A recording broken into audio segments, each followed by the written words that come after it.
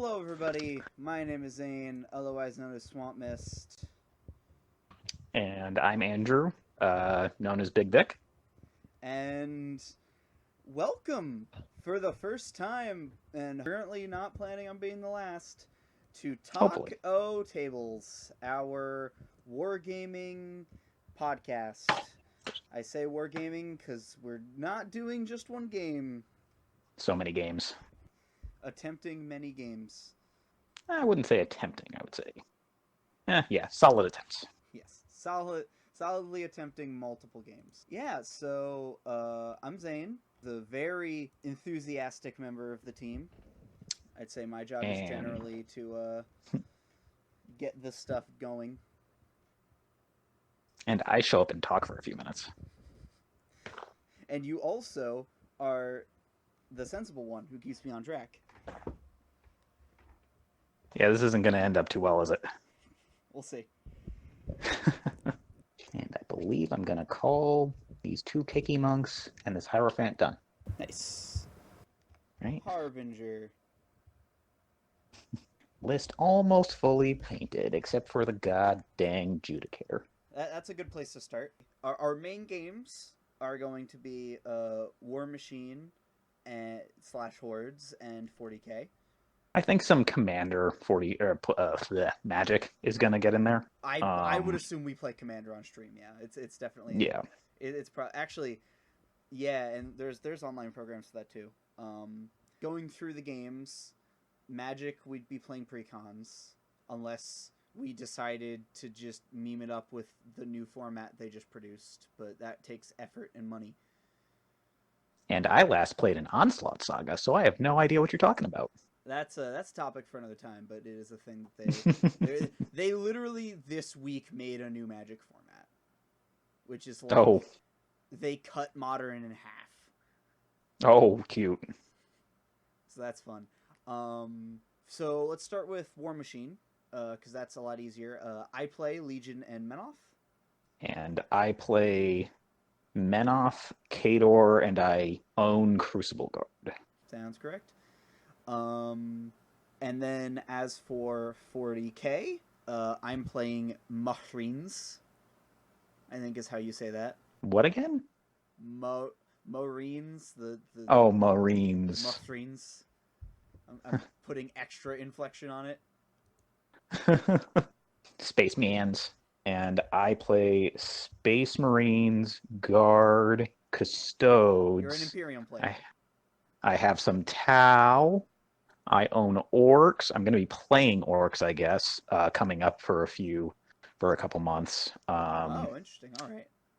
Yeah, so it's gonna be small, like 1,000 to 1,500 point games that I'm gonna be streaming on Alexis's channel. Cool. So yeah, so that'll probably get cross promoted at one point, but it'll be like intro to Orcs kinds of games, not like competitive. Makes sense. And yeah, that should work out. Well, those two main games. I also own a bunch of AOS. I own a little bit of Demons and a lot of Skaven and a lot of Seraphim. And I plan on buying Deepkin still. And I'm thinking of doing that through Frontline because I write on their blog as well because I'm the guy who's kind of everywhere but in the background of everything. Definitely tempted to try to get in on Frontline as well and just write about my adventures in learning 40K. Their latest call for writers got inundated. I think they got like 200, and they were looking for one. Oh. All right. And they've let 2 in already. Yeah, So it's a timing thing, not a quality thing. You know what I mean? The upside is you can get in through me, kind of. Yeah, but I'm not sure. Anyway, Yeah. more on topic. We are Yeah. So yes, Andrew does a lot of work in the minigaming space. I guess I can let you explain this, but Yeah. So I was a writer on Frontline Gaming for a while. I wrote a series on like mastery and kind of looking at like where you are in the game, how good you are at it, being able to objectively figure out at what playing level you are, how to work your way up, how to look at metas, that kind of stuff. I did some of this writing for LOS as well. Actually, I did a lot of that writing. Got double used to LOS as well. I stopped writing for LOS. I actually stopped writing in general because of starting a PhD in manufacturing systems design. So I'm starting to finish that up now, and so I'm kind of coming back like a year and a half later being like, oh, right, this game still exists. Both do, in fact. Right? Amazingly. So yeah, I wrote a lot of like stuff on like tournaments and like talking with I talked with a few of the top players. I was getting pretty good for a little while. I know that at one point I was like, okay, like what's the goal? And I started kind of ingratiating myself to Spiral of a Down as when they still existed, and I don't know that I was getting like on their radar yet, but had a few nice conversations with like Nick Rose and Alex Fennell and Sean Naden, other name drop. And then I stopped playing randomly. So now I'm coming back and trying to crash back into it. Fair enough. Yeah, sounds good. Yeah. So yeah, in terms of my position, I played a little bit of War Machine in Warhammer in high school. 7th edition was not a good tabletop minis game to like start with. It was not a good tabletop minis game, period. Yeah. Yeah. So I War Machine started locally like the summer before my college started for me, and I fell into that really hard, and it's still super fun, but Warhammer has kind of pulled me back now that Andrew's back in my local meta, because having someone I actually enjoy playing 40k with helps a lot. As we do our 3-hour first turns of staring at the table and trying to figure out exactly how things will happen and all that. Yeah, well, testing Raven Guard is weird, but we'll get into that. We'll get into that in the 40k episode. Mm-hmm. So yeah, this is being recorded for the purposes of being a companion episode to kind of introduce everyone to us, and then we're going to do the plan is for each recording session, which is probably going to be bi-weekly if I had to guess, to have 2 to 3 episodes, one GW episode. I'm not going to say 40k episode necessarily. I know I'm going to hijack it for my Blood Bowl play a little bit. Yeah, that's fine. And one kind of like War Machine / Monpak episode, and that's where we're going from there. And then might do a 3rd episode in weeks where it makes sense. Whether we have like a, maybe we do a random Magic episode, maybe we have like a general life topic to talk about. That'll be a case by case basis. Yep, I'm probably gonna throw content out like meta building and like mentoring and one of the things that I've accidentally put a lot of time into is teaching and mentoring and looking at how to like build non-toxic communities and things like that, where because I've done some consulting work on that around my degree, so I'm a little bit overly passionate about it. I can appreciate it. I know that I'm excited to hopefully be growing both our War Machine and our 40k metas. War Machine, we're looking to... I'm actually going to put out the Facebook post tonight. We're looking to start our local long-form tournament league, nicknamed the Scrum by some of the friends from New Jersey and that area. You can look up Fully Boosted to hear more about it, but essentially it is a steamroller played over the course of like a month, 2 months for us, I think it'll end up being. Where you have time. You have one game over the course of, in our case, 2 weeks to play. I'm gonna put up the final call for lists tonight, and then just put in whatever Legion list I'm sitting on right now, and probably one Trick Fianna for the whole thing. But because oh my god, that caster is so fun. I played her at Boker Brawl a bunch. It was great. Yeah. I keep tweaking my Vlad 3 list until it's gotten to the point where it's basically just a Harvey list with Vlad in it, but that's okay. I feel like that's correct. Right? It's like good pieces summed up into list makes good list. Yeah. Who knew? Turns Harvey's also just good stuff.deck. Yeah. Oh yeah. So you're just oh, what good stuff do I replace for Vlad? Well, something goes out for Fenris. Yep. Wait, this list is the same otherwise. What? Is there... It's, It also doesn't help that, outside of the Kate, No. There's the Avengers that are different. But, a lot... Yeah, I have a full unit of Avengers in the list just because I like them. Yeah. And they have never disappointed me yet. I've seen stuff where people don't use them. I like them. They hit like a brick. They are...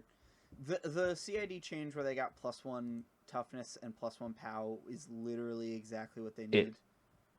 It does make them better than Ulans in every way, but... I mean... Yada, yada, yada, War Machine. Yeah. I guess, since we were talking a little bit about War Machine, we can talk a little bit about 40k. Marines are dumb. Marines are good. Marines are going to be really good. Oh, I'm waiting for the Salamanders to get nerfed in the same way that the Iron Hands did. I think that post-nerf, the Iron Hands are still very strong, but they're not so much stronger than the other Marines that you can't just play whatever you want. Unless you want to play Imperial Fists, and you're doing it wrong. Yeah. Not that it's not, and that's the thing. The bad one, in quotes, is still good. Very good. So, there's play. And it means that the skill floor of Warhammer is going to go up. Yep. Because the average player has an okay list. It's not like Days of 5th edition where this Space Marine chapter has +1 to charge and -1 to charge because that's how my fluff works. It's like, did you just what? Why? It's well, because that's how my fluff works. It's you can't even do that in the Space Marine. There's not an option. No, there's no way. The closest you could get is playing no, Ultramarines also. Ultramarines are good. They are not the same good. The closest you can get is playing White Scars with Flyers and Devastators. And the sad part is, it's still fine. It might still be fine, yeah. You're just it's this still is objectively worse than playing the other chapters. Right. It's White Scars, 18 Assault Centurions with Chapter Master and Librarian. Okay, yeah. Cool. Yeah, that's all the White Scars I want. Sadly, the Bikers in White Scars, not great, but, you know, who needs fluff? They get move and shoot heavy? They ignore the penalties for I think bikes. I can't remember. All I remember is that they can charge, or they can advance and charge, and I believe they can fall back and charge. Yeah, so that's. I play as a successor. I don't care. That's fair. What? How can White Scars be? Sorry. Okay, so we are streaming. For the people who are listening to this at home. So we have a friend in chat who's asked a couple questions. I'm going to go through some of these. I should get on my computer. So where can you find us on Facebook?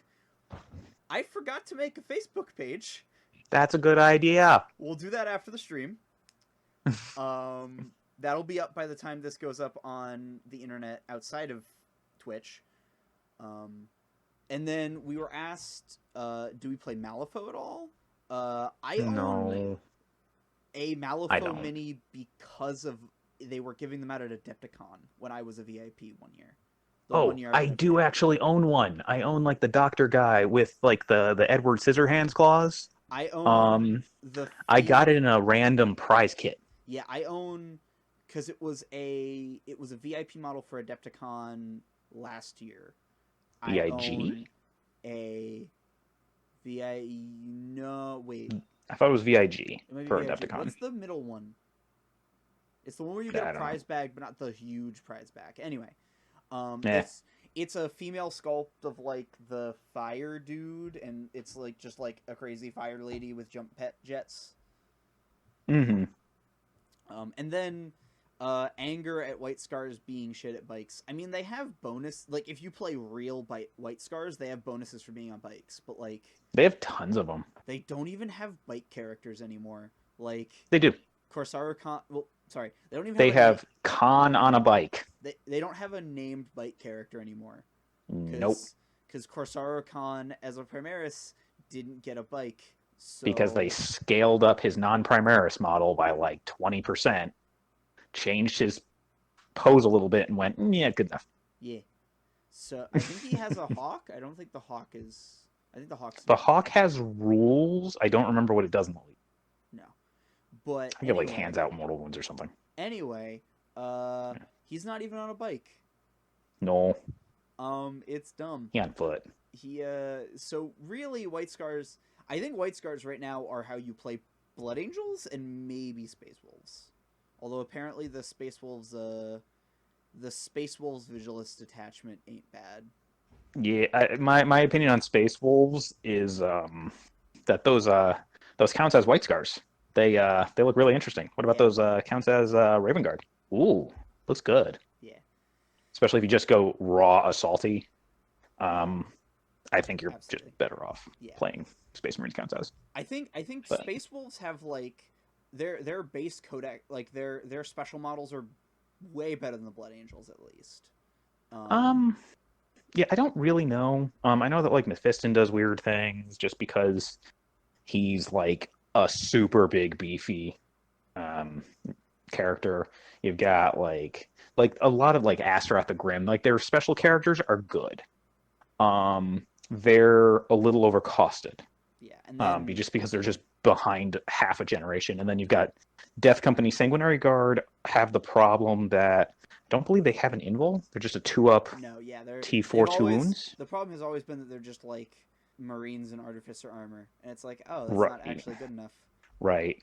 I love Death Company. I have 30 Death Company.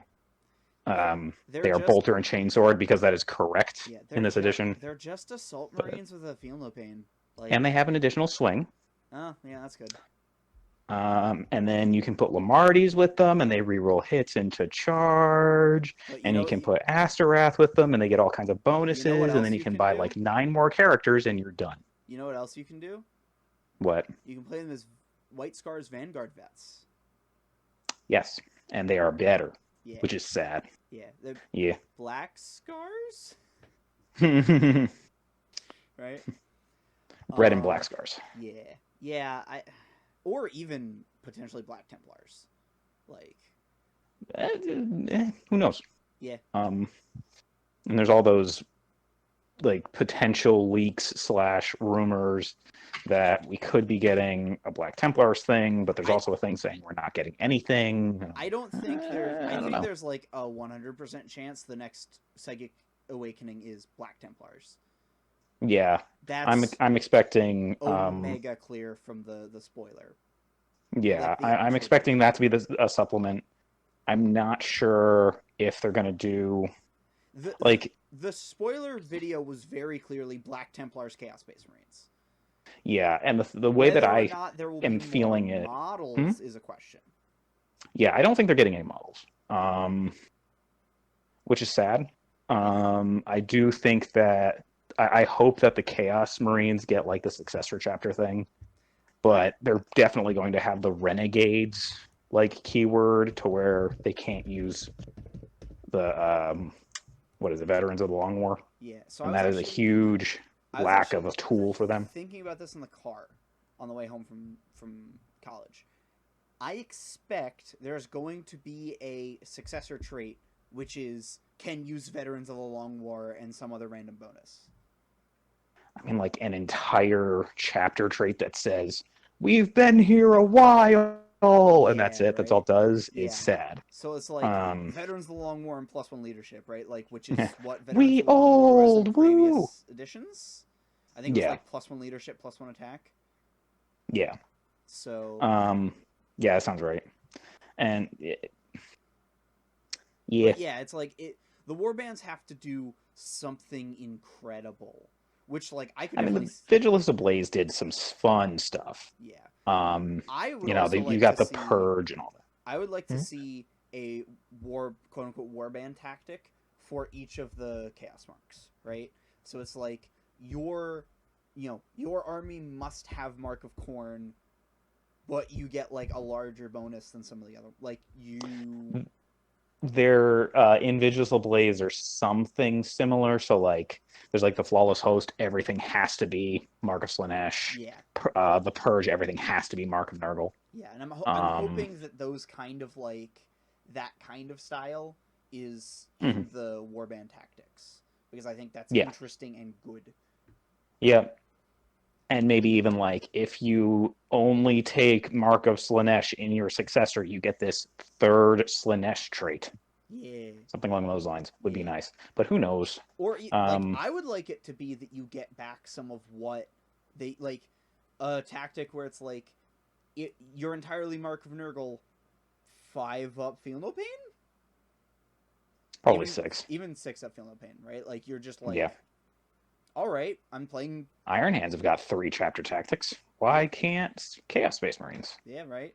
Or if I could see it as like you must take Mark of Nurgle, your chaos your Heretic Astartes infantry and bikers have a 6 up feel no pain. Your Heretic Astartes characters gain +1 toughness, right? Mm, Like I can old see that. school Mark of Nurgle comes back, and that would be sick. Yeah. Yeah, but you have to have the entire, at least detachment, if not army. Yeah, and then Yeah. like the Slanesh one could be always fights first, or Yeah. probably not because that's actually just what Emperor's Children does, I think. But Yeah. which also can we talk about the fact that Who it's knows? really annoying that all the Slanesh stuff ended up being shooting, and they were like, and then Emperor's Children always fight first. What? Huh? Yeah. Um, don't worry, it's fine. Ooh, I like this. Okay. So, from chat, uh, if your warband is all one mark, this would probably be either a rule they add in this or it's a successor trait. You can take probably just the like troop demons, but you can take the like relevant gods troop demons without breaking detachment rules.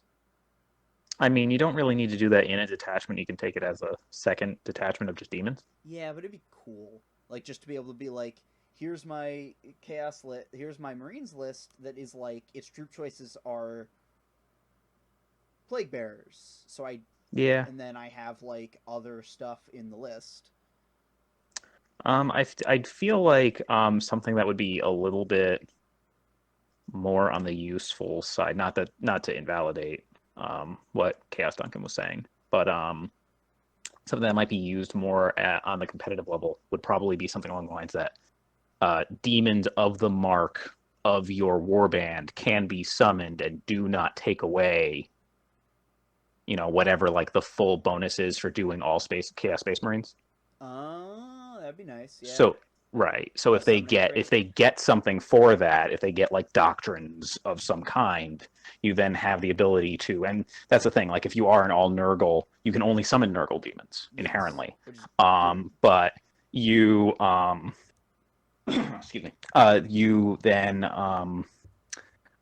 You then get a trait or you then get some kind of rule that allows you to summon in those demons and you don't lose those tactics, and that would be very helpful. It'd be very fluffy too. Like, I mean, then you have something along the lines of like word bearers. They can summon everybody for any reason at any time, right? And that can be like one of their chapter traits. yeah, exactly. What do word bearers But do right now? It's like bad, right? they do academically exist. I'm just I gonna. don't remember what they do because I've never played against them It was still on or my written a bench. list for them. Let's see. So first off, Their I their think roller they trait summon is better. they get 3 inches extra aura.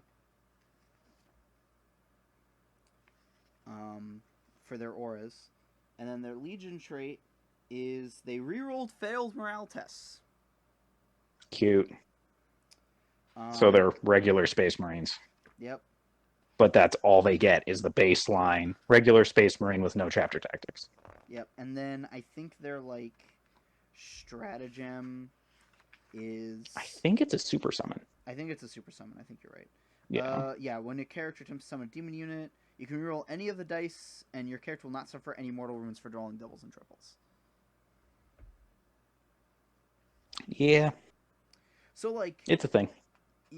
You can, but like summoning's not good. Is the problem? Yeah. Because you have to still have the relevant stuff. Mm-hmm. But, all right. So what I'm trying to like mental checklist. We talked a bunch about Warhammer. Plans for AOS, I guess we could do a little bit. Yeah. I know I'm planning on making a really pretty army, and that's about it. Yeah, I know we're gonna paint it. I know we're gonna do some painting streams with. Yep. Just because I have so much sitting around that's unpainted. Yep. It's just like it's a good excuse to make content. Yeah, and I want you to paint your models because I would like you. No offense, I would like you to have a little bit more pride in your models. I'm holding Avenger right now. It's in 3 pieces, but it's assembled. Yeah. I don't think there's anything that God or man can do to get these things standing straight right now. Probably not. It's Which, to be fair, I like attempted to make them stand straight, and there were like two that just went on sideways, and that's just like I think the model was. I'm gonna take some boiling water and ice water to them, probably tomorrow. But all the same, I think you fully assembling your models and painting them, and then varnishing them, and then varnishing them again, which is what I do personally, is a good way to keep them together and to make them pretty and to instill some pride in them. I don't mean that to be a dig. I just mean like when you have more pride in something, you don't leave it in your car for 6 months. You might be right, except the models I've painted with that I do have some pride with, I still do that with. You should just not do that. I should just not do that. You're right. Yeah, just don't do that. But no, I want to. Turns out. Oh, sorry. Keep going. I actually want to. I'd like to paint I bought some intercessors recently, as some people have known, and they didn't go on their base as well because the flight stands are horrid. For some reason, the flight stands end in a rounded bit, and then go into a rounded bit. Yeah, you have to hold them until they can support their own weight. It is time-consuming and annoying. Yep. So they're all looking vaguely down. They are all looking straight down, sir. One of them. They're all staring at their bases. That's fair. I tried my best to like move them up a bit. Yeah, you're fine. But it is what it is. It's not good. All right. They're super hard to foam too because of the tall base. Yeah. They're not formatted for tournament play as models in general. But they're so good. They're good. They're very good. Assault weapons are a thing. We have assault versions of heavy weapons. Yeah, which is crazy. And they're also really well statted at T5 3 wounds. Yeah. Oh, so as far as like what kinds of content we want to be putting out in the future, we should so talk about that. So bi-weekly podcast. Yep. We'll be working on battle reports for 40K, and some streamed content for War Machine is the plan, I believe. Sounds right. I do know, actually, and I'm kind of springing this on you during the podcast, I'm considering doing a narrative BatRep series as part of a project for class. Okay, sounds good. So I'm like, I would just like record even if it never goes to print, I would just like record the like voiceover opening to the narrative, and then we could see about actually using it for a narrative campaign. I have written a fair amount of stuff in general, so I enjoy writing like fluff and that kind of stuff. I am not a fluff bunny, but I enjoy writing fluff. I like, yeah, me too. I don't like letting fluff control my play necessarily. Yeah. Like, I like it when fluff is encouraged in the game. I was weird. Yeah. I liked the idea of detachments in 7th, and then it like very quickly became clear that they were problematic.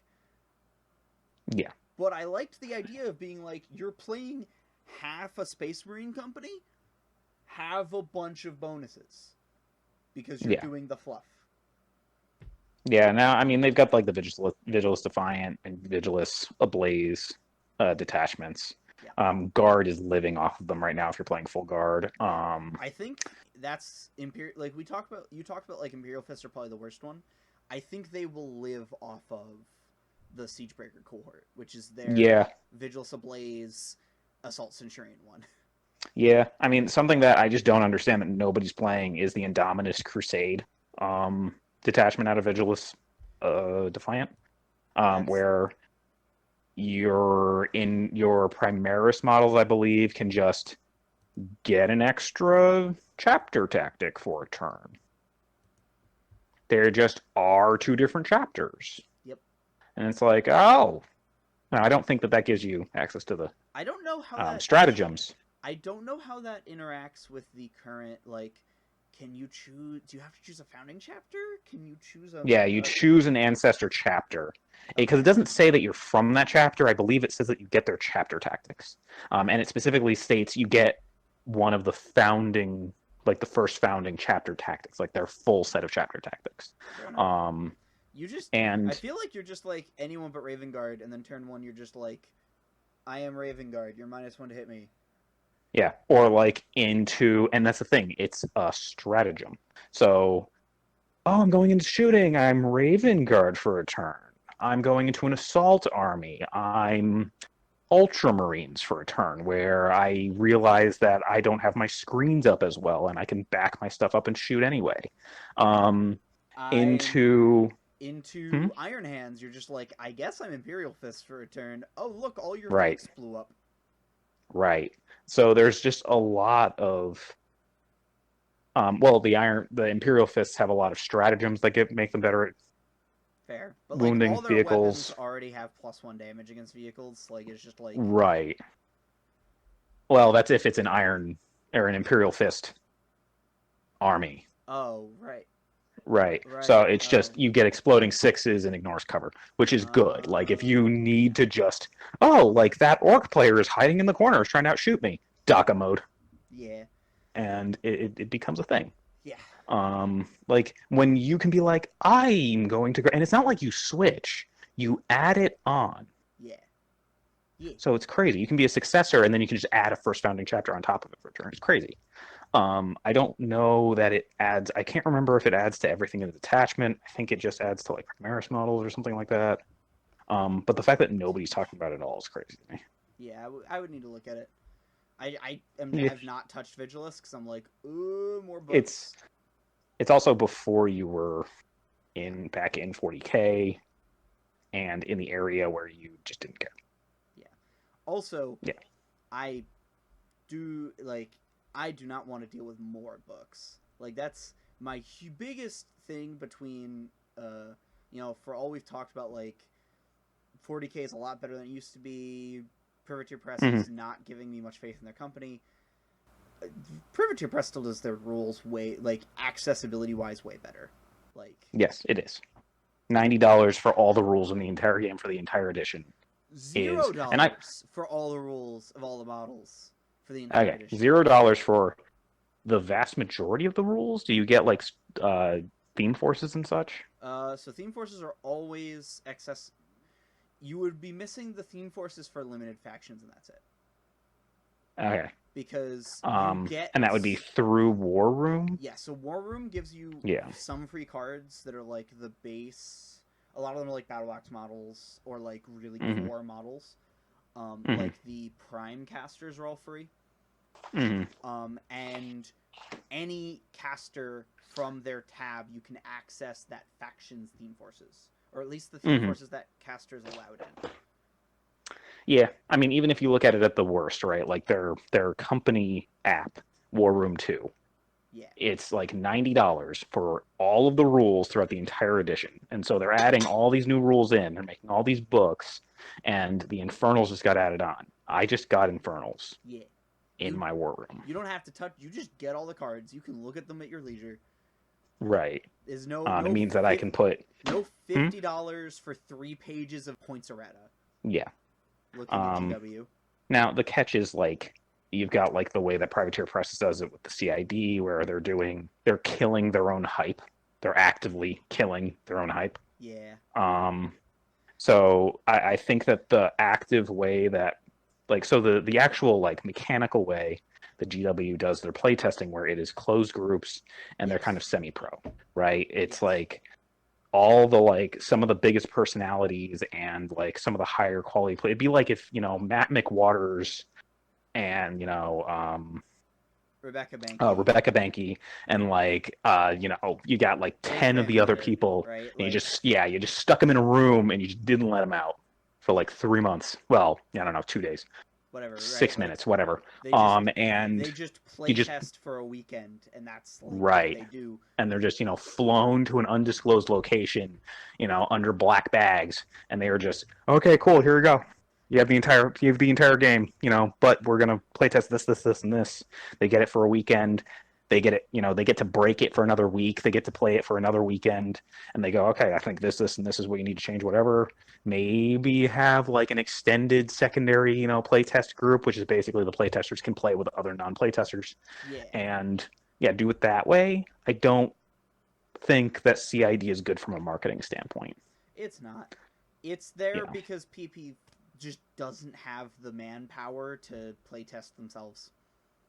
I mean, neither does GW. They also don't have the manpower to pull in a bunch of random people to playtest for them, apparently. Mostly because they're in Seattle, and it's... None of the playtesters are paid, by the way, for GW. I have no idea then. Honestly, I blame it on, like, just incompetence. But CID is... Or my understanding is they're not paid. Maybe they are paid, but my understanding is they're not paid. CID is working at least, and it's gonna do the thing it, like, fixed Infernals, kind of. Infernals might still be broken, but if summoning wasn't broken, necessarily. And it super caught a literally game-breaking interaction in Crucible Guard when it was in CID. Mm-hmm. I tell this story every time. The bombshell. Yes. It was bombshell into bombshell, yes. Right? So there was a caster, Locke, one of the Crucible Guard casters, who also worked for Convergence, which like made this kind of relevant because there were 2 factions that could play her. Her feat in first week of CID was like anytime your opponent cast a spell, spent focus to not cast a spell, spent fury, or was forced, like did anything basically, she got to gain a focus on her or Warjack or cast a spell. She could boost those spells randomly. So what was dumb was that if she feated and then the opposing lock walked into the feat and feated and cast a spell, it would proc a spell, which would proc a spell, which would proc a spell, that proc a spell, a spell, and you would just cast their offensive spell until the game ended. Yeah. I'm not kidding. But then you get a lock off. Yeah. I guess, is that a lockdown? That's a lockdown. I just called it Infinite Bombshell Works because anime, but Bombshell Hell. Yeah. I mean, it's effectively infinite until there's no more models on the table, right? Models within range, yeah. Yeah. I mean, so the problem with CID, in my opinion, and the opinion of anybody who like is kind of like a pedestrian player, I would call myself a pedestrian player. The game is so deep right now. There's so many interactions. Every model has so many different rules. So many things are so overly tuned that if you make one or two mistakes, You explode. you just Yeah. lose. No, I completely And agree. I think I would have a preferred little much. if they just took like a bunch of top players and CID was like a closed process. Because that's Yeah. what it should be. Yeah. They're trying to get the video game, like the Riot data, where they have so much data that they can aggregate it. But there's so much more user error in The noise to signal ratio is just too high with that yeah. because it's not like they have an actual like automated database processing all this information. Oh, it turns out that like lock into herself causes a draw every time, or so on and so forth.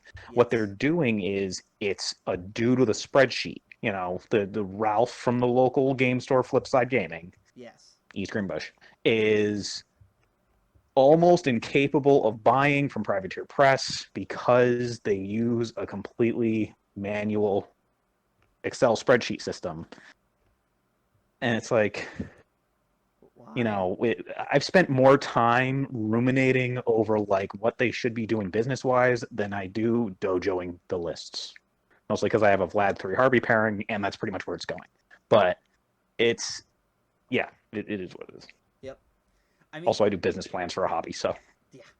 Yeah. I'm just oof at PP sometimes, but I will say they need playtesters. I think it's become very clear that their internal playtest isn't super effective. I also think that some of the problems with CID are on. Actually, a lot of the problem, like some of the problems are on the community, right? Like the Trident should not have been lambasted by the community as much as it was. Like literally until it was like a week or two after it released, people were still like, I don't think this is very good. And now it's carrying their faction into like top 6. I don't know what you're talking about with my Harvey getting buffed with a Judicator that went up 1 point, super fine, with To be fair, all of the models that was in my army. entirely internal. Yeah. They did not see any playtest remix, which is one of the Right. problems. The reason why Archons are looking probably overtuned is because they were tested by the community, which made a lot of the judgments on where their rules would need to go to be good. As mercenary, like they weren't in many themes when the CID started. I don't think the Menoth Archon was even in Faithful Masses until post CID. Yeah, that sounds right. And also, Remix made them incredibly points inefficient. You're playing these like huge pointed solos in generally themes where they didn't fit because they weren't named. It was just like the Menad Archon got a lot better because it was so restricted, and then they unrestricted it and then released it better than it was at the end of CID somehow. I enjoy the Grievous Wounds Thresher. Not that I've been able to correctly use it too many times, but it's a good rule. It's a good model. Yeah, it's a good rule. But I think like the model itself has some fixing required. I think that like a big part of CID is that some of the changes just like are too fast and they're not adequately tested. Yeah, I mean, like, look at like the Iron Hands change in 40K, right? Like, yeah, that book was out for 2 weeks. It got a 75% win rate against when you controlled against non-mirror matches. Yeah. There was several, like, so many tournaments where it was like Nick Rose switched over from Team America. Yeah, Andrew also was all on it. the Like good everybody was players on it. swapped to it. All the players just flocked to it like moths to a flame. And they didn't even play the same list. It was a diverse list a diversity of lists that all broke the meta, which is right. And each and every one of them broke it in their own snowflake special way. Of the entire game sitting there being like, "What do we do about this?" Yeah. And the answer was switch to Space Marines. 2 weeks later, GW nerfs a fair amount of the Iron Hands. They bring them right back in line. Are they broken anymore? I wouldn't say so. Are they really strong and easy to play? Are they a Are they the newbies Marine? Yeah. Yeah. Well, just Not because that like that's a bad thing. the you can move and shoot heavy without penalty is like the noob. It's good enough. Yeah. Like right there, you could be like, oh yeah, no, that's a good extra thing. Oh, and we reroll ones on heavy weapons. Oh, and all of our flyers have all heavy weapons. Oh, and then they get bonuses to hit against flyers. So and spoiler, a lot of the best models in the game have fly. Yeah. So they're hitting on the Iron twos, Hand rerolling Stormhawk ones. Interceptor seems really good. Only in a full Iron Hands army. Yeah. Outside of a full Iron Hands army, they're mediocre to okay. There is or an army that like super spams CP, like like you're like, here's my like 750 of Space Marines, and here's my like brigade of guardsmen. The brigade is still like 800 points. Yeah, it's a lot of CPs. Yeah. And then you're probably doing, and that's the thing, you do like triple executioner like Iron Hands with like 2 characters. Can a spearhead take 2 HQs? Yes, it's 1. It can. Yeah, it's 1 to 2. I would still do salamanders until they're nerfed, but salamanders look really good. Actually, they look broken. Is what they do. Dumb. Look. So here's the thing. I don't actually think that quote unquote veterans of the Long War will get nerfed. We'll see. It's too broad. It's too, I don't know. But yeah, I can see it. I see it going up to 2 CPs. It's too. There's too much like I use this stratagem twice a turn during my turn, and maybe once or twice during your turn, because it's that good. Yeah, but like, we'll see. I could see that staying as like, because also like, admittedly, and as a lot of people have noted, the salamanders like they're in the assault, they're in the tactical doctrine, which seems like the worst one. I think just like off the cuff, you want to be in Devastator. Most weapons are rapid fire and assault. That's fair. By like numbers. Like most guns in most armies will be that. Iron Hands can get around that by just switching over to Stalker Bolters, and everything's heavy. Yeah. But otherwise, it's I think you're either using the auto bolt rifle or the bolt rifle. I think a lot of and both are. I've been playing Sniper Scouts, and it's been like, it's a lot of heavy weapons. Yeah, so you don't enjoy, and that's the weird thing about Raven Guard is they need to be in, because like Raven Guard, if you look at like their chapter tactics, they're a sniper, they stay off you, they have a lot of they have sniper rifles and like last few souls and things like that, all of which don't like being outside of the Devastator Doctrine, but they get massive bonuses in not the Devastator Doctrine. The thing is, though, if you play as like a Raven Guard assaulty successor, then all of a sudden just all the tricks that the Raven Guard have are just unlocked on full, and they also have super good shooting against characters, which is really just knights and tank commanders, which is enough. Yeah. I think I also want to look at yes, I'm also still considering Raven Guard, depending on what happens to Salamanders in 2 weeks, but I think Raven Guard for me, or Salamanders for me, I think are the best soup one. Like, they seem designed for it, and they're Salamanders and White Scars both are very soupable. Yeah. The rest of them need to be their own force. Their tactics also only decent, right? I think is the idea. Like, it's because it's weird. Salamanders are similar to Raven Guard, very, very focused on their CP. I think, unless you're doing what one of our semi-locals, who lives a couple hours away, is doing, which is just abusing Mastercraft to have like really, really smooth dice curves with heavy weapons. And I'm like, but why don't you just Iron Hands and do the same thing? Yeah. But he's on, but like, that is like, if you're doing pure sallies, I think if you're doing like actual like non-successor sallies, I think there's probably some play there because their characters are decent to good. Yeah, the characters are damn good. I don't. Oh, but back to like because I'm Yes. not sure. Did we finish what we were going to talk about with the kind of content we were going to do and how we were going to do it? I think we went off that topic 20 minutes ago. Yeah, Bat reps.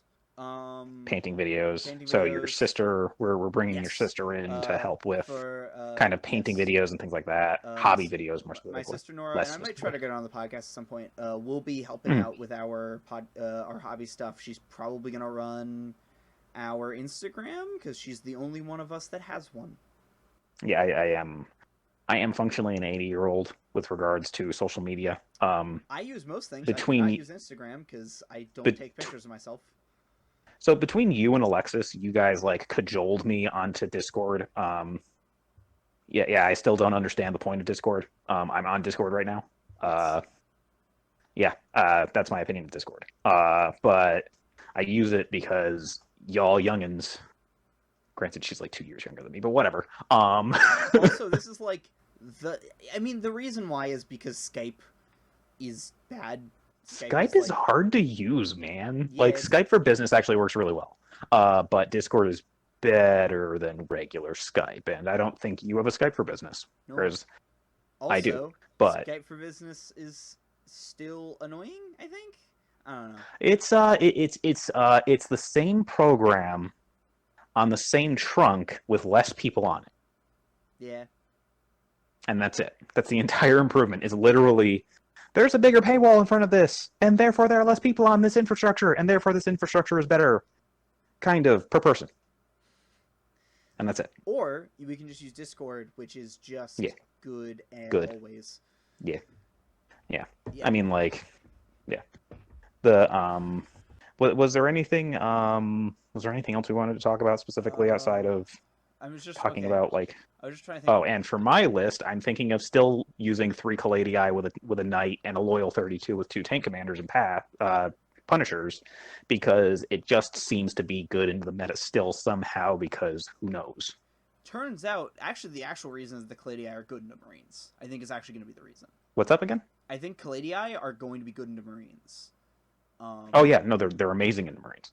They literally just pick up squad after squad. I can kill 3 squads of Marines a turn, and you do not have the bodies to deal with that. No, literally, like I think the Iron Hand's triple interceptor build is probably good against.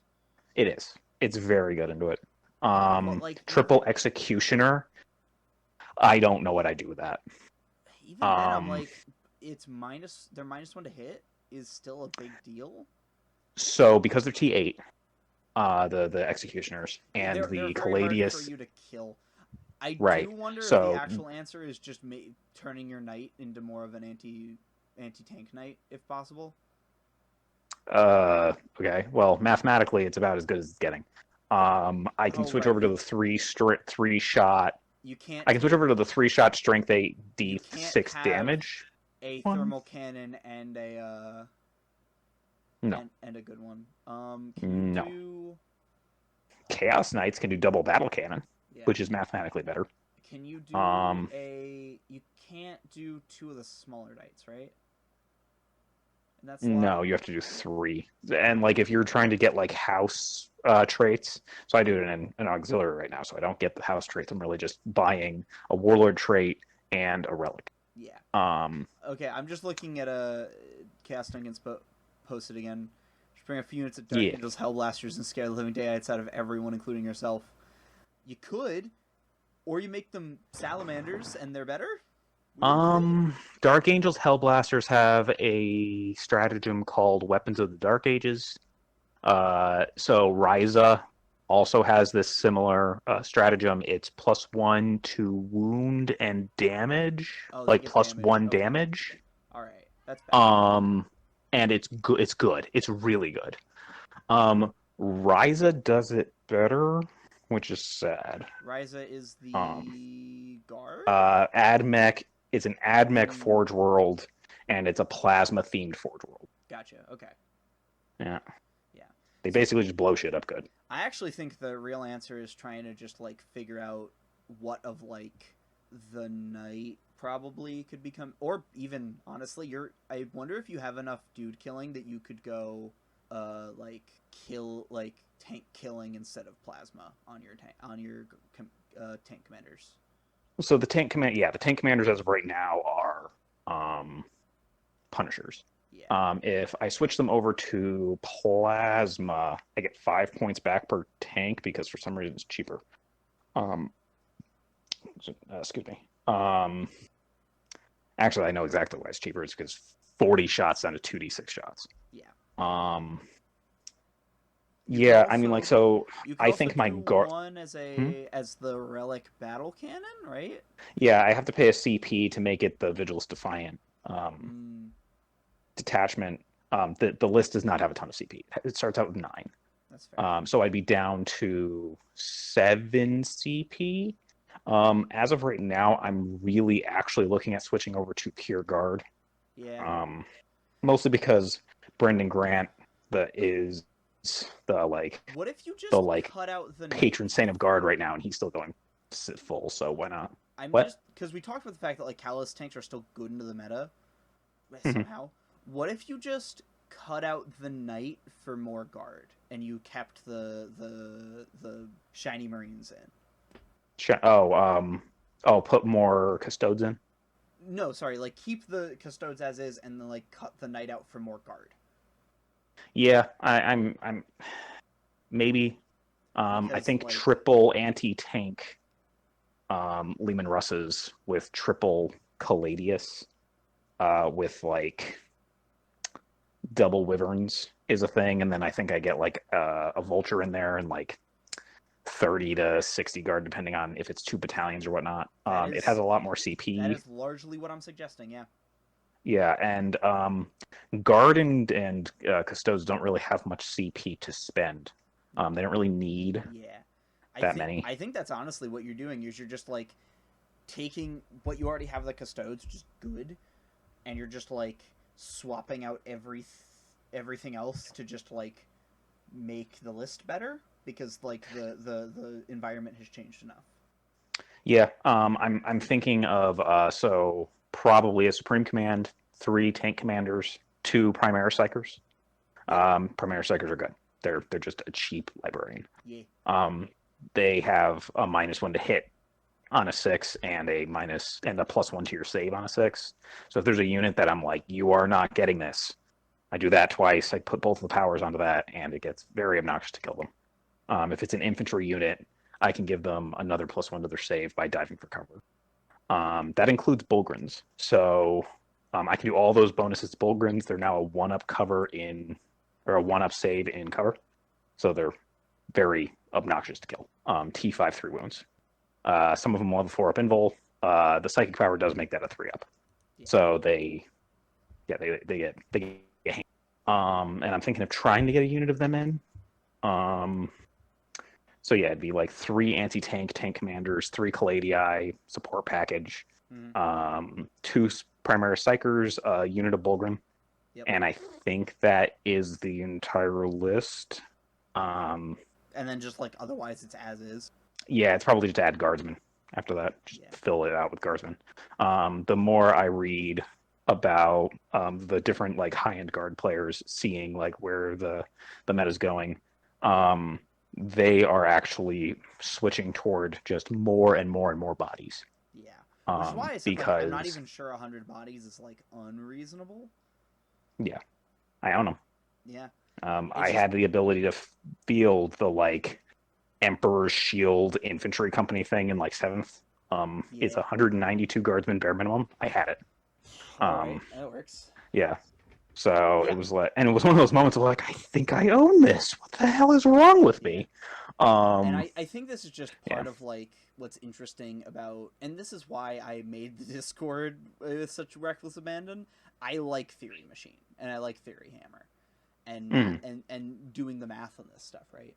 So like, we're looking at you playing like tanks that are like, you're playing more tanks, which means you're like bad into Imperial Fists.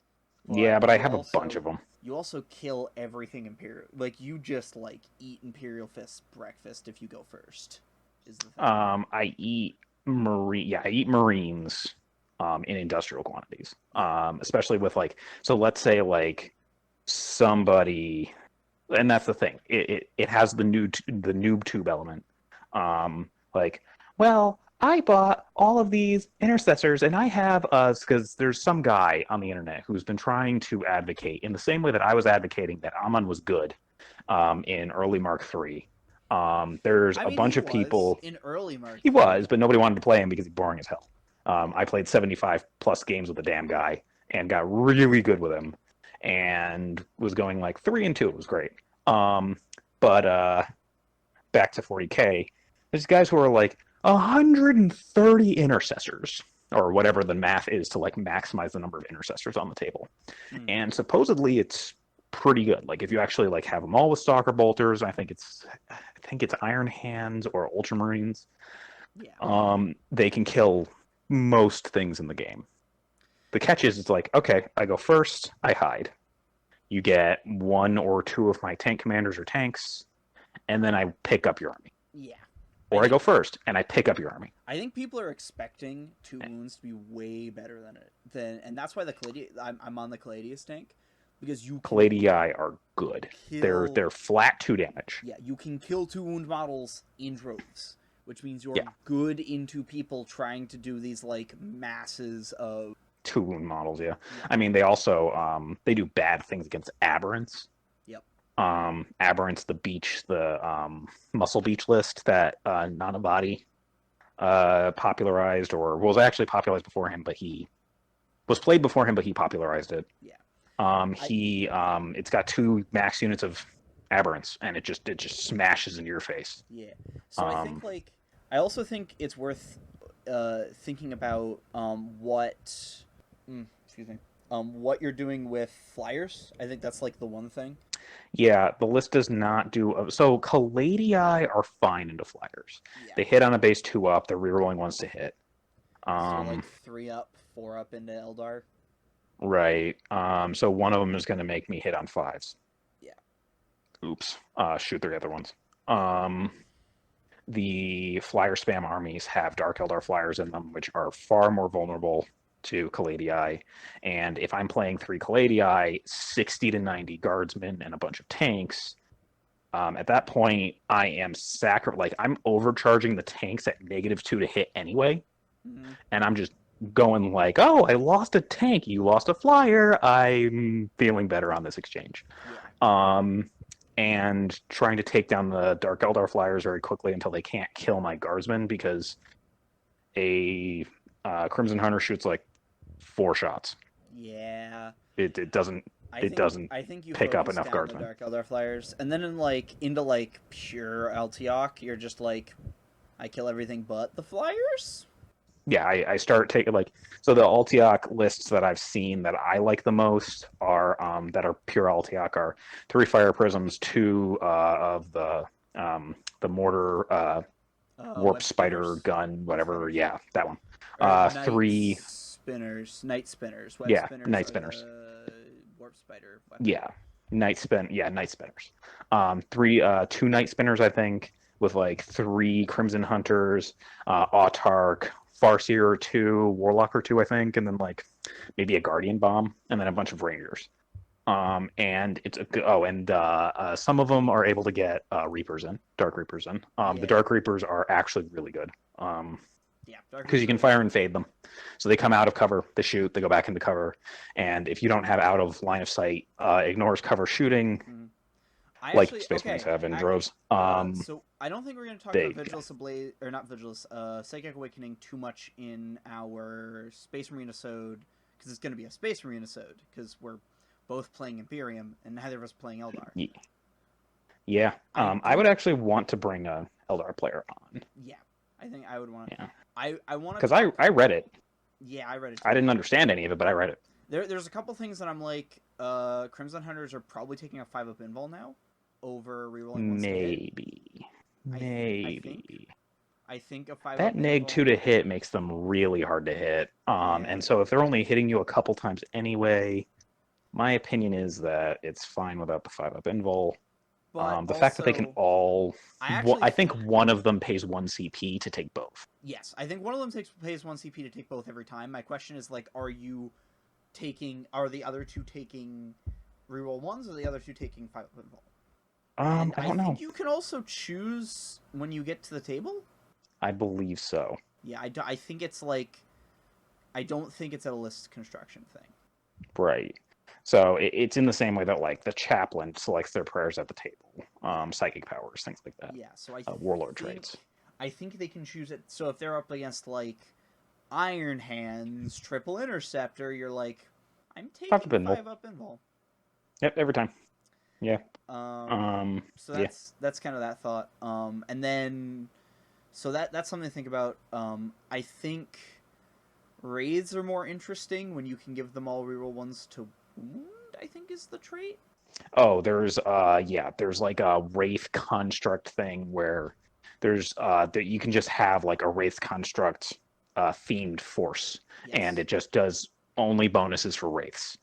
For Wraithbone constructs, which includes Hemlock fighters, so they good. Yes, I think like that's the fact that they printed like what Eltiok should have had the whole time, or not Eltiok, Eandon.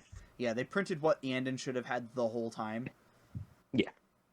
And then you get like +1 charge if you're using melee ones. Maybe the 6 up invul. It depends on what you're fielding, right? Like, if you're doing like a Ynnari style build where it's like heavily melee oriented, it just blasts into your face as fast as possible and hard as possible. Either you're playing it as a Ynnari, where you have like the Incarn, you have Rain, maybe you have the 80-point bodyguard guy, the Vizark.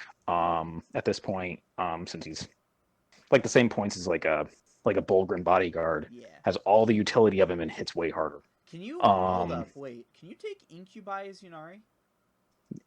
Kind of. So you can take them. They don't get anything. There's a 1 CP stratagem that lets up to 3 units of Incubi become Ynnari.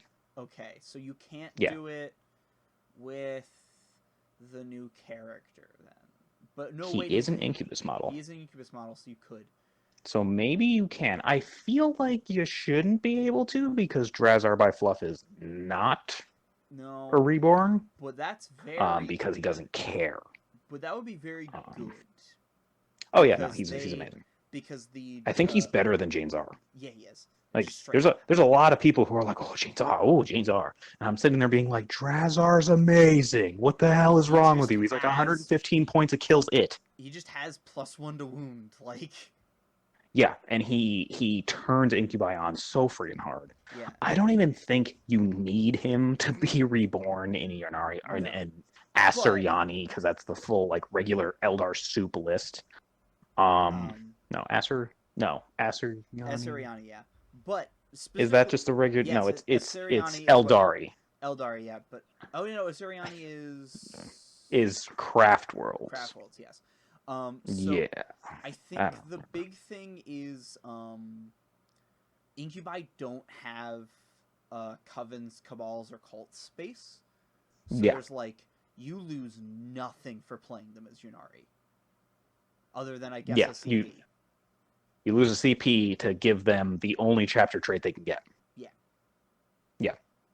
Which is really good on them? Yeah. Oh no, they're amazing. They swing 3 times base, +1 strength, -3 1 damage. Like so they don't have an easy way to get like a +3 to charge like the Banshees do. I think that Banshees and Incubi actually are quite complementary to each other. Yeah. However, at that point, I think you switch back over to Witches because they're cheaper. Yeah. And then you just go back to Dark Eldar because Dark Eldar are really good by themselves. But I think there's like a legitimate like. Also, because are you gonna get the new Psychic Discipline? They have their own. They have Revenant. Okay, so they're not gonna be able to replace Smite with one of the new powers. I believe so. Like the way that I read it, you may replace Smite with any power from the Fate Discipline. Yes. I say because there's one that's +2 to charge that just makes Banshees +5 to charge. Yeah, it's a crazy number. And that's the thing, like White Scars have like a +4 if you're a successor with a librarian power. the +1 relic, which is a plume on your hat, Yeah. and the +1 like that's +4, and we were theory crafting that and sitting there being like, wow, like they threatened the board because of how White Scars work. The thing is, though, like an assault centurion squad doing that at +4 is like borderline game breaking. Um, Banshees doing it is fine. Yeah. It's like, oh yeah, they're gonna kill the crap out of those guards. Okay, Yeah. you do that.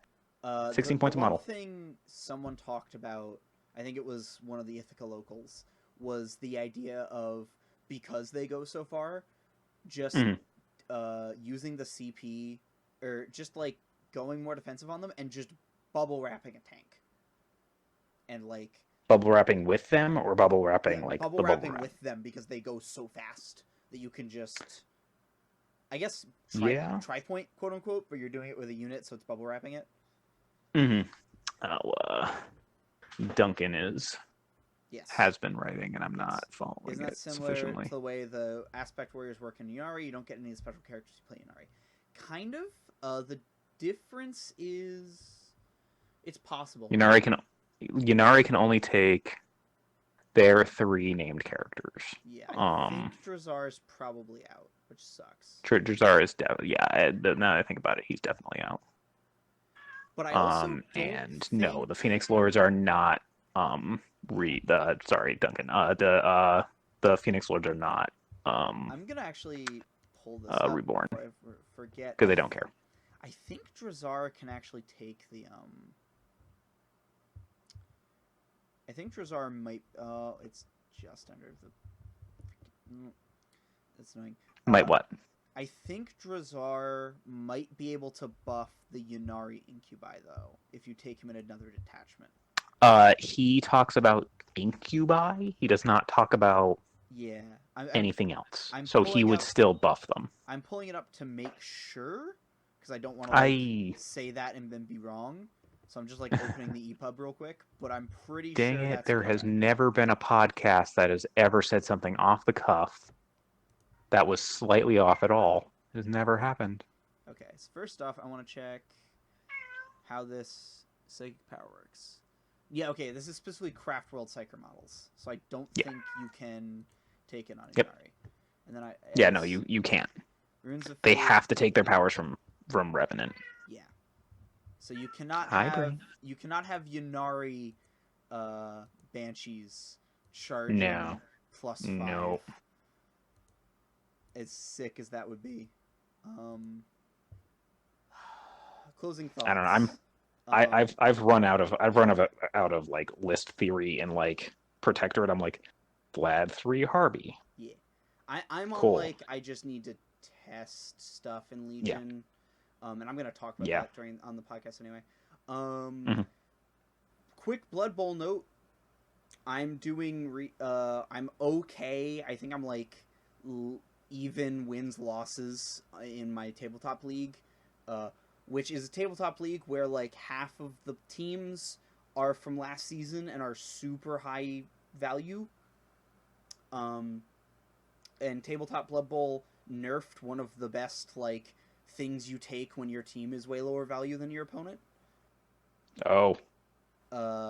Because so the wizard, right, is like 1,500 gold, which you get to really quickly because the numbers are super inflated.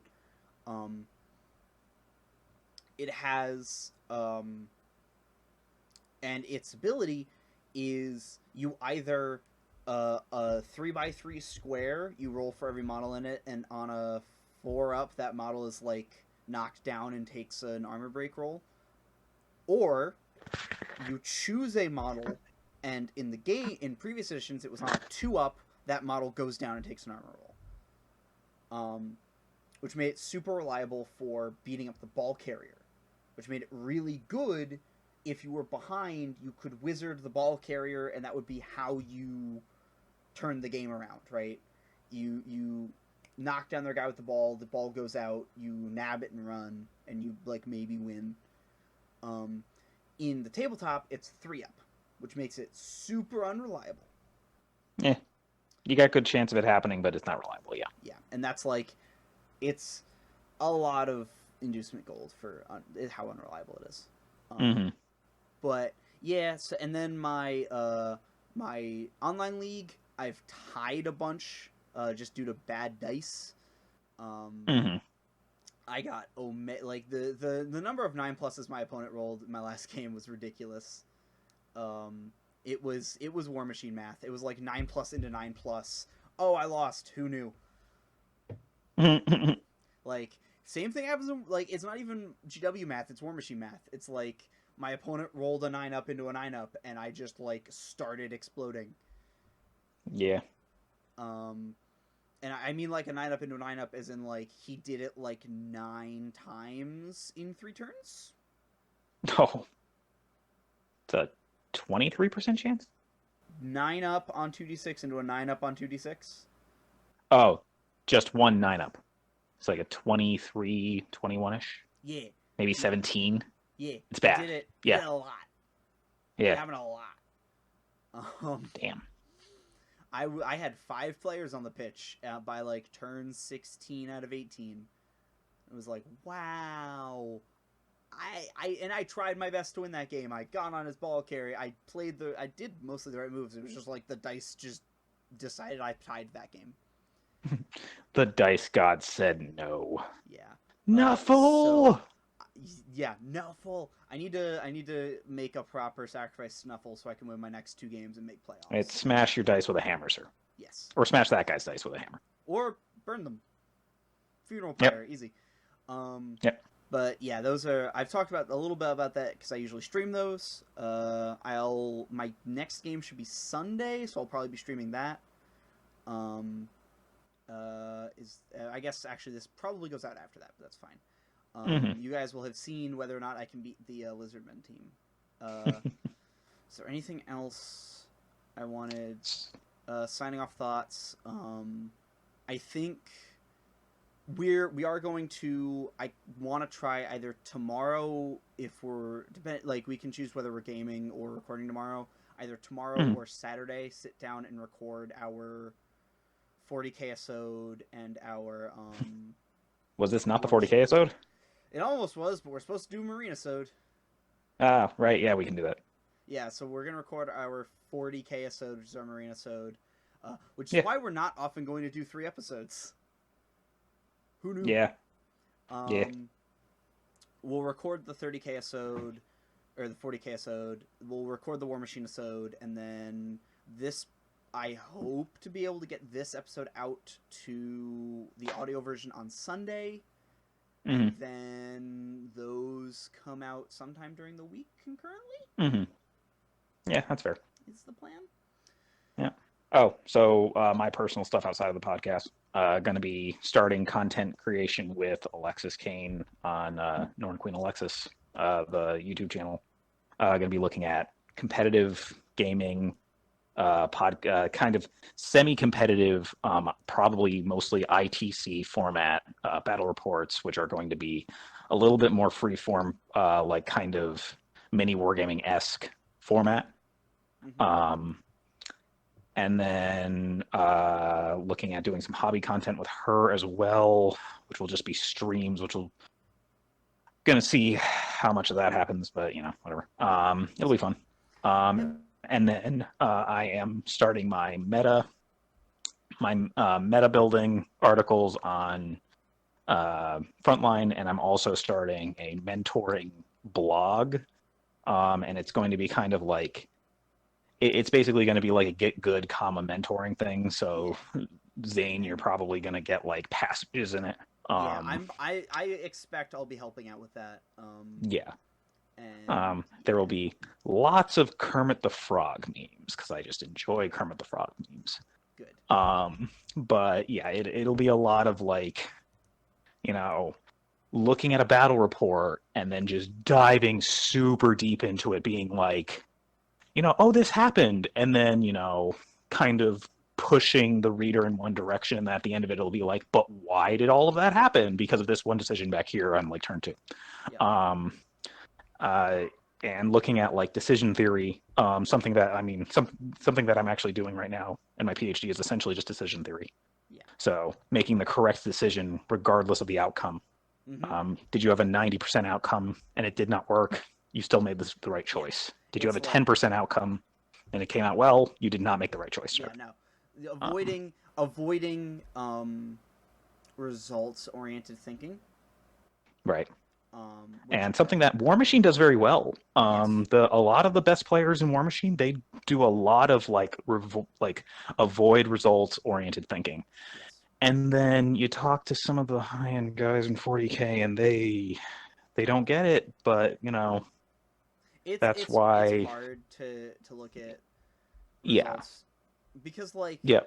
because you expect like, oh yeah, I tested a bunch and it worked, and then War Machine players go, well, here's why my thing worked or why it didn't. I know Right. Rebecca Banky was famous for testing, putting her caster like basically into like 80%ers to see if they're like what might be 80%ers to see if they're like they're mathematically possible. Are they physically possible? Like, is this, can you get there through the table? Mm-hmm. And then like slowly backing the model up over repetitions until she found the spot where it could stand and be safe. Yeah. Which is good because that's kind of results oriented, but in like the repeated. That is data oriented. Yeah. Which is still correct. Yes. She is not going, well, I think this feels good. Let's go with that. And then just goes with that from now on. Yes. It's okay. Let's try this 3 times. Did it work two times out of 3? And those were semi-average rolls. Cool. Back it up. And that becomes a thing, right? Like, yeah. how data oriented are you? Something that games have as a kind of crutch is the rules of the game are written down and are plain. Yep. You know exactly what the math is. I think that in is real life you don't know the math a lot of the time. One thing I'd like to look at for these kind of articles is just having dice curves, like as a resource that people are looking used at the to variance, using, right? Like I looked it over for Blood Bowl because Blood Bowl works on 1 and 2d6. I'm really used to that math from War Machine. It's why I think I've done above average for someone who's played not a ton of Blood Bowl. Mm-hmm. Because I'm like, yeah, this is 2d6 math. Like, I know how this works. Make 4 7-ups. You should, on average, make all the 7-ups. Sure you should. Sure you should. Definitely. Of course, it happens to me. Because rats, Skaven are armor 7, so they get wounded on 8s, 7s if the opponent has, like, something like Mighty Blow. And I have just had games where I'm like, I have, like, 10 players out. Oops. That's a lot of 8s into, like, 8s. Yeah, it happens. Mm-hmm. Sometimes just go a little bit far out on that probability curve, right? Yeah. But yeah. Yeah. And that's something that I think we want to look at in the future. Yeah, absolutely. Yep. Okay. I'm trying to think. Was there any other sign-off stuff? I will be posting. There's probably gonna be show notes. I know I'm gonna have it on the Twitch now. I'm gonna post the link to the Discord. Yep. And I think getting a little bit more structured for the podcast is probably this episode. I knew we were gonna be just like whatever because this was the People Learn How We Act podcast. Yeah. The Marine episode and the War Machine episode will be a lot more like, I know the War Machine episode is us talking about the scrum. Because I think I'm gonna save the Boker. I'm gonna either try to get on Blightbringers or just use the Boker Bowl talk. I've talked about it enough. Yep. I want to talk about what's coming next. Okay. And then the Marine episode is Iron Hands FAQ, probably Raven Guard, and what we think about like where they're sitting right now in terms of like people looking at them. and then like the 2 new codexes that just dropped. Mm-hmm.